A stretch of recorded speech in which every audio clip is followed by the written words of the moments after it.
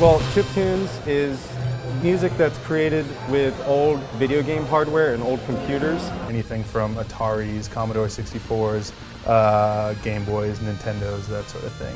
Someone made a computer and it had a chip on it that made sounds, and then someone made songs for the chip, and it began. Basically, it's an aesthetic that's really stripped down using all the tools that we kind of were exposed to in the 80s with the advent of the video game revolution. It can be a variety of styles. It can be techno, it can be jazz. It all depends on the artist, so it's a very open expression. It's good that it's somewhat amorphous right now, and it's pretty freestyle. And there's not really any set of rules, but there's some best practices.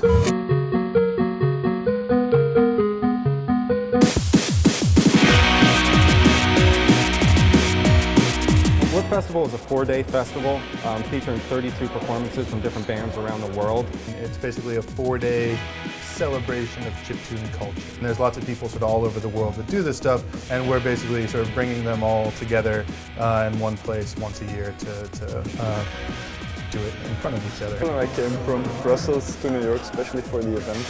I'm from Japan. And they're scattered all over the place, and they mostly just talk to each other on the internet. And then, all of a sudden we can bring them all here together and let them, talk to each other face to face.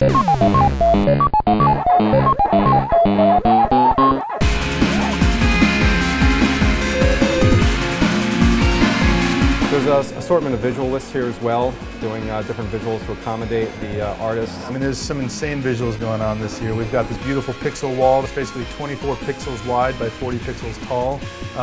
So about the size of a couple little icons basically on your computer screen. A lot of the visuals are created by physically modifying old game systems and a lot of custom software writing. So it's even more technical than the music production in a lot of ways.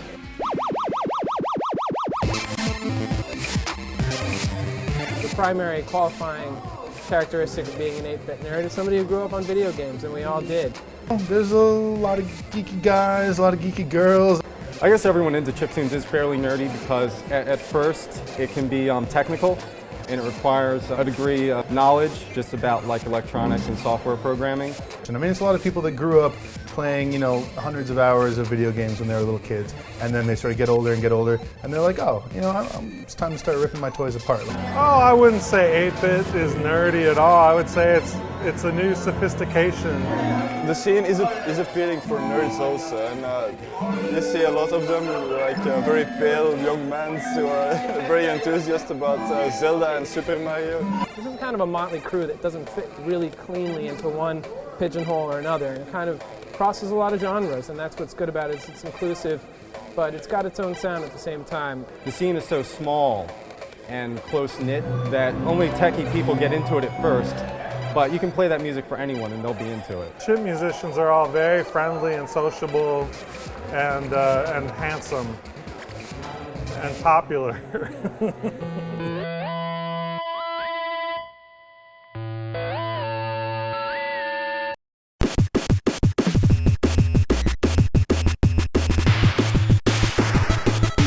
It really has a large appeal to anyone that's interested in electronic music or the DIY generation. This is something that I feel like anybody walking in off the street could be like, oh, that's awesome, I get that. I remember that from my childhood. Like, I can get into that. And it's sort of a nice sort of in through the back door way of getting people interested in experimental music. Well, all this hardware is like old Nintendos, old Game Boys. Just immediately someone seeing that, they feel a certain emotional connection to it. These instruments were in every one of our houses. There's nothing elitist about it. It's also going back to the comfort zone of playing those video games when we were younger. It wasn't your parents' music when you're listening to Nintendo games, it was totally different. It was like your own thing. There's something at the end of it sort of mildly subversive, right? I mean, you're taking things that you're supposed to sit in front of and buy the games and play the games, and you're breaking the system apart, you're rewriting the code, you're hacking into the electronics, and you're making something your own and your personal, and you're expressing yourself with it. And that's, I think that's really cool.